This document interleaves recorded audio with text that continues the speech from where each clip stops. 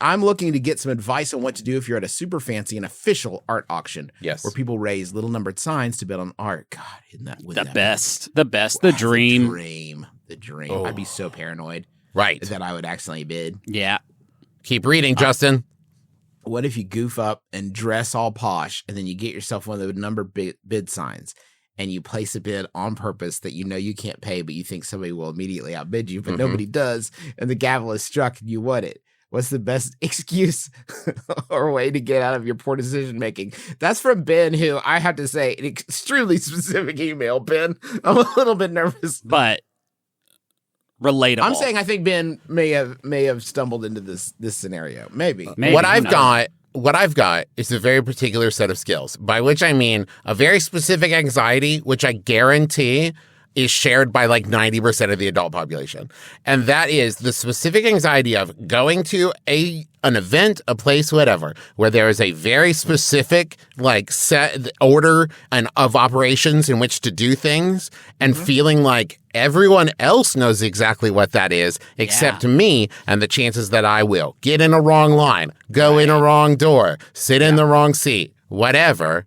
And even just gently be corrected by another human adult and melt into an Alex Mack puddle of shame is so high that it has stopped me from going to many fancy art auction, which I'm definitely invited to all the time. I would say two things. One, there's always a chance that as soon as the auction concludes and you just bought it for $1 billion or whatever, that then the painting frame is actually a shredder, like like Banksy did that one time, and it shreds up the painting, and you'll be like, "Huh, I guess I can't buy that one. It's all torn up now."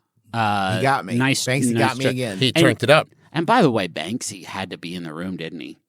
Like, how was everybody's first reaction as soon as that auction closed and the thing fell down through the shutter? Everybody wasn't like, shut the fucking doors, lock it down. Nobody's leaving until we find out which one of you is Banksy. Hey, everybody, real quick, raise your hand if you're Banksy. Got you. Got you. You did it. Please. Shit, shouldn't have raised my hands. Travis. Okay, listen, not for show, but Travis, let me talk to you over here.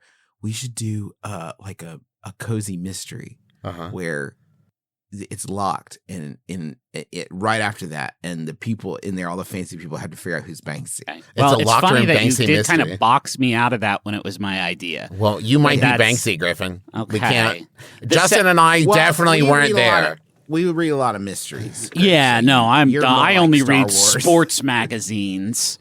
Anyways, if you want to do a cozy sports mystery, we could all work on that together. Oh, no, I'll do that myself, I guess, with Dad and my fellow sports fan. You want to hear? This is I had a second bit. I had a part. Oh, you had another bit. To Okay. my thing. Yeah. Which Please, is that y'all know how I feel about Banksy. shoplifting. Oh, yeah, this isn't even that, right? It's not like you're taking the painting and leaving without paying for it. If you do accidentally spend $1 million on the thing and then it doesn't self-shred, you can just stand up and be like, "Oh, whoops," and walk out and leave. They're not going to stop you. It's not legally binding. They this can't is true. stop you. Travis, you have absolutely no idea. You have no idea if that's true. That is very true. But the idea of my heart tells me it can't be. That's how we decide laws, right? Unless you're signing the equivalent of like a liability like waiver when you go into an auction that's just like, if I wave my hand at the wrong time, I definitely have to pay you $1 million to go to jail. But even that, Travis, even that, I can still just stand up and leave anytime I want. That's true. There are so few places in this world that you can't just, stand up, walk out. Prison is the only one I can think of. Prison is about it. And a locked room mystery. Those are the two I can think of. I just had this moment of like really imagining, as fun as it sounds to be in this scenario, I just imagined like showing up at one of these and I got all dressed and just walking in the door and just the overwhelming like, so the signs, do I go get one? Yes, thank you. At the table over there, or are they on the chairs, or is there a specific sign I need? Like, I wouldn't even make it in this far. I would be gone already. I would have left. You know what I like? Sometimes I end up at these for like Sydney's functions. Sometimes there's a silent auction. Oh, yeah. Oh, that's love good. a silent.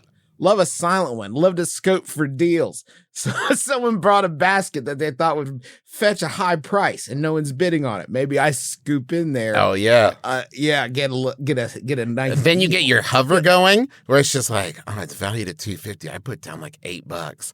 No one signed yet. I'm just gonna stand by it. Oh, you're gonna bid on that? I wouldn't. If I were you, you wouldn't. This is your name. Shh, silent. It's a silent auction. I'm supposed to say anything. They don't want to carry that basket of fancy wines and golf tees home. Can you imagine the panic that any one of us, any socially anxious person like ourselves, would feel sitting in the seat, holding the paddle, while the auctioneer person is scanning the room, and you're thinking, "Don't blink."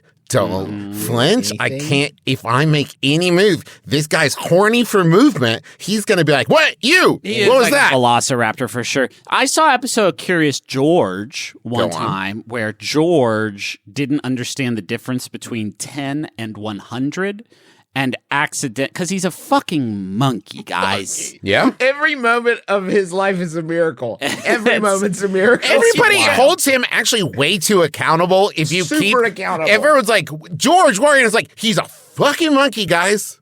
Hold the yellow-hatted man. The yellow-hatted man brought him back. There's a Christmas special that basically boils down to the yellow hat man screaming at him, "Tell me what you want for Christmas!" And it's like, it's a monkey. It's a monkey, dog. He wants banana. He wants two bananas. He wants to go back to the fucking jungle where no one judges him for being curious. But anyway, there's somebody who can't leave anytime he wants. There's George. There's an episode where he doesn't know the difference between 10 and 100. He accidentally spends $100 at an auction for some mittens, and the man in the yellow hat is like, "I'm fucking ruined," because it's 2022 and he's like a docent. He doesn't have that kind of cash just floating around. And so what they have to do is they find like a rich old weirdo that then they sell the gloves to for $100.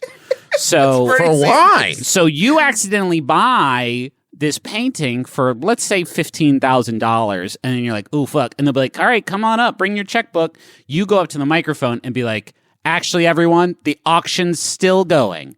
Now I'm auctioning it. Ooh, the starting turn it bid right is- around. We're going to start at $15,000, but I'm going to do a way better job of selling this thing than this fucking chuckle clown." If you are in the middle of the auction and it's like, going once, can you be like, "Wait, time out. And you go over to the person you were bidding against and you're like, "Do you want to split it?" Like, I'll give... You get it on Mondays and Wednesdays Or and like, Fridays. how about you bid $1 over what I said and I'll give you $1. Like, we'll just call you it can even. have it at my price. I'll Please. give you $1 over, please. Hey, please don't do it. And I here's- bid as a goof. And hey, why are you laughing? This is my fucking life. I I'm ruined. work at a bank. I don't have this money, man. Come on.